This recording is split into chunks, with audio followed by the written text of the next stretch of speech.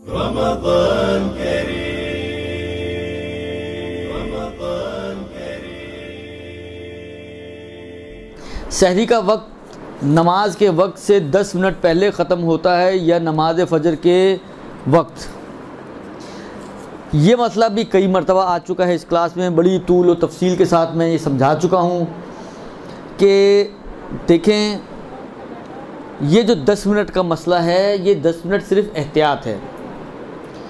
शरीयत ने आपको 10 मिनट की कोई कहानी नहीं सुनाई। शरीयत कहती है कि रोज़े की स्टार्टिंग है तुलूए फ़जर से।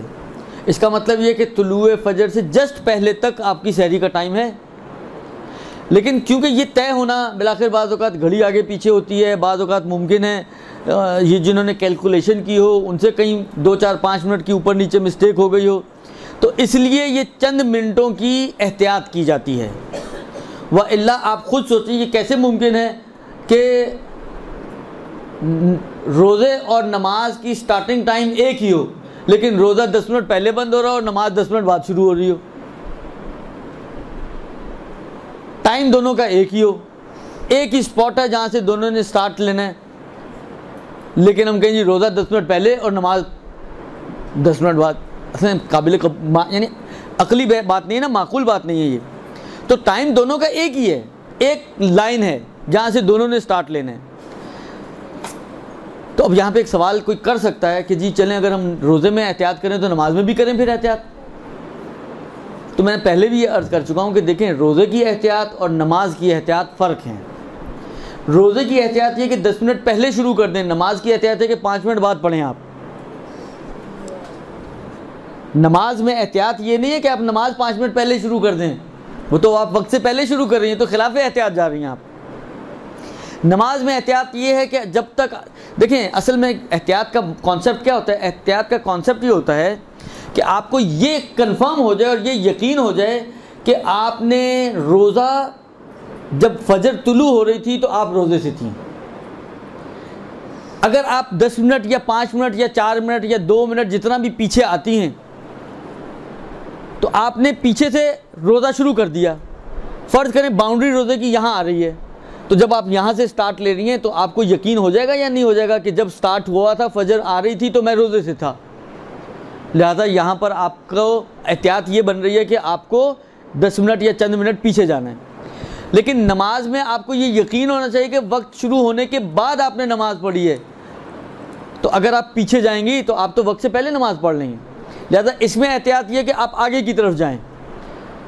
मुमकिन है हम जिस बाउंड्री को यहाँ समझ रहे हैं वो यहाँ ना हो बल्कि वो यहाँ हो, तो अगर आप नमाज को यहाँ पे शुरू करेंगी तो आपको यकीन हो जाएगा कि आपने वक्त शुरू होने के बाद नमाज को स्टार्ट किया है।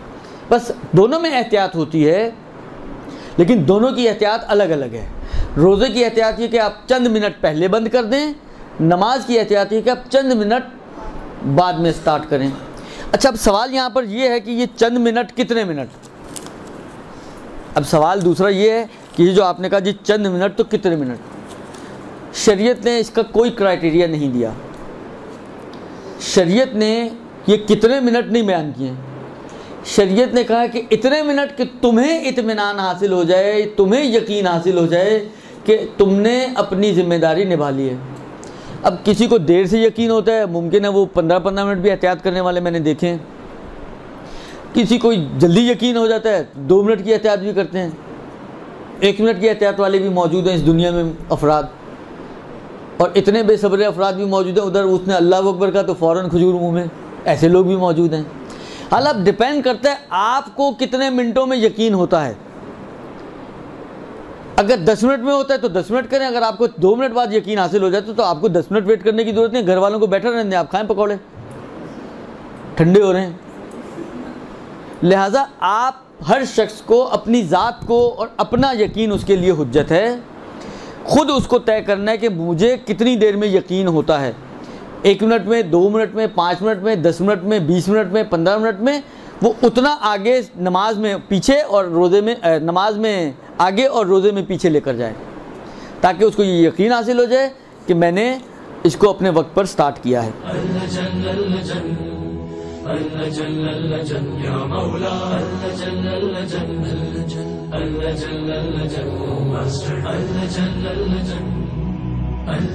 يا صاحب السماء